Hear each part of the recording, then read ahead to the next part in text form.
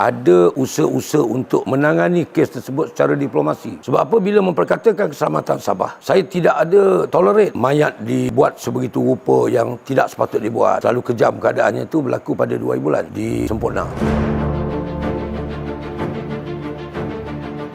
Pada 15 hari bulan tu saya masuk ikut dengan SB yang diketuai oleh ACP Zulkifli. Tapi biasalah kita nak masuk ni bukan perkara lazim. Pegawai tinggi nak masuk, IGP sukar untuk membuat keputusan membenarkan. Tapi akhirnya saya meyakinkan dia yang saya akan masuk bukan sebagai orang yang akan berunding, tetapi sebagai orang yang melihat kawasan. Saya bersetuju supaya dikenalkan sebagai Sarjan Major Rashid. Jadi peranan saya dikecilkan daripada dikenalkan sebagai komander, saya dikenalkan sebagai Sarjan Major saja. Kerja saya bawa beras, bawa apa semualah. Saya buat pemerhatian dengan cara begitu. Bila masuk tu memanglah sana sentri bersenjata, sini sentri bersenjata, semua sempang ada sentri bersenjata, M60 dan sebagainya.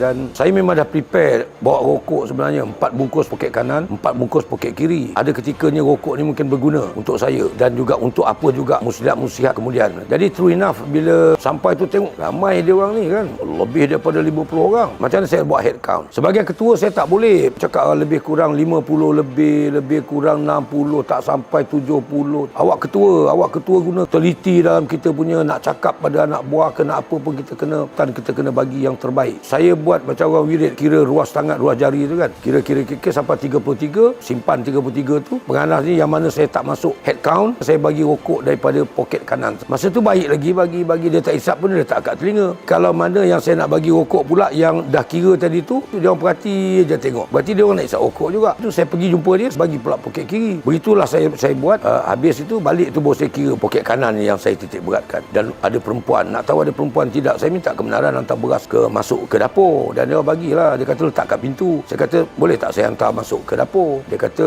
boleh lah. Bila boleh saya masuklah hantar ke dapur. Nampak ada 5 perempuan. Jadi benda-benda ini mustahak dalam perancangan operasi kita. Dan saya tengok juga approach. Daripada mana kita nak approach? Kalau kita nak buat serbuan daripada sudut pandangan daripada dalam kawasan serbuan tu, pasal kita ada peluang. Kita tak payah nak merangkak-rangkak malam nak tengok. Ada peluang masuk secara open. Jadi kita tengok mana kalau masuk dan daripada mana yang tak boleh masuk. Jadi kita nampak itu dan kita tahu mana kawasan bahaya kita. Dekat mana, setakat mana orang kita boleh masuk. Arah mana yang open, pergerakan-pergerakan akan terbuka untuk dipandang oleh musuh. Benda tu tak boleh diabaikan. Amat kerugian besar kalau kita tidak menilai benda-benda ini. Yang terkorban semasa 1 bulan Mac tu, 1 pegawai dan 1 korporal, Zulkifli, kemudian Sarjan Sabarudin. Dia anggota operatif 69. Kita kehilangan dia. Daripada hari tersebut saya tak luahkan kesedihan saya tak ada menunjukkan reaksi sedih sebab saya fikirkan anak buah yang lain bercelaru nanti. Macam mana ni? Bos kita dah jadi kelang kabut apa semua. Kalau dia mudi lah jadi apa nak marah itu marah. Tak boleh lah. Saya telan semua, saya simpan semua dan saya masih lagi mengatur gerakan lah bersama dengan Datuk Azizan. Kan itu kali pertama anggota saya cedera. Masa saya duduk bahagian operasi Hadi 8 pun ada yang cedera dalam operasi.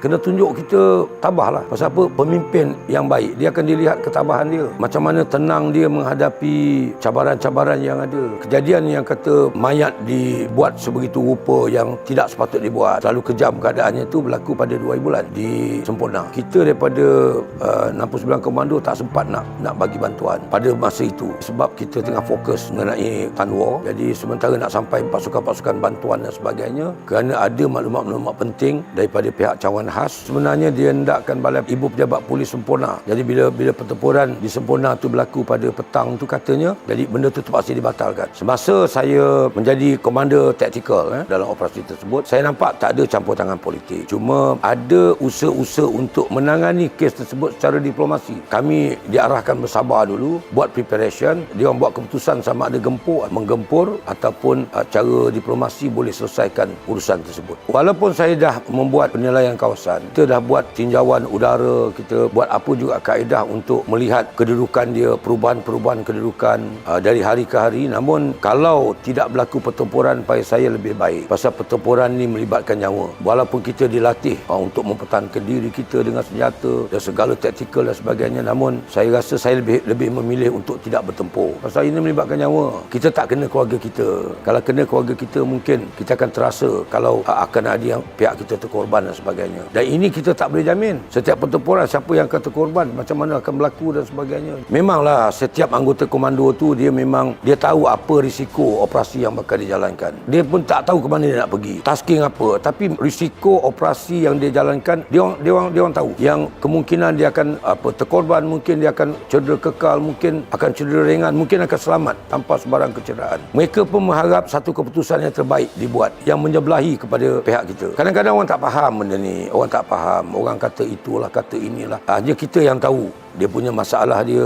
Kalau rasa ada keluarga terkorban, pendapat-pendapat yang mengguris hati pihak-pihak keselamatan kita ni tidak akan dilontarkan. Sabah dan Sarawak bersama Persekutuan Tanah Melayu membentuk Malaysia. Benda tu sampai sekarang kita mempertahankan bumi ini bersama. Orang Sabah pun ada dalam tentera, orang Sabah ada dalam pasukan polis, dalam mempertahankan kalau kejadian-kejadian berlaku dekat Semenanjung. Dia orang bersama membantu, dan kita juga proven yang kita daripada Semenanjung bersama dengan orang Sabah di sana untuk mempertahankan Sabah, bumi berdaulat daripada dicerobohi musuh. Jadi isu benda-benda yang diperkatakan tadi, jangan kita jadikan satu isu sampai kita jadi tak berapa sihat. Pada saya duduk Sabah. Saya dikatakan lebih Sabah dari Sabahan oleh academician Universiti Malaysia Sabah. Sebab apa? Bila memperkatakan keselamatan Sabah, saya tidak ada tolerate. Saya akan all out dalam apa juga tindakan, baik semasa saya komander Eskom, baik juga semasa saya Pesuruh JP Sabah.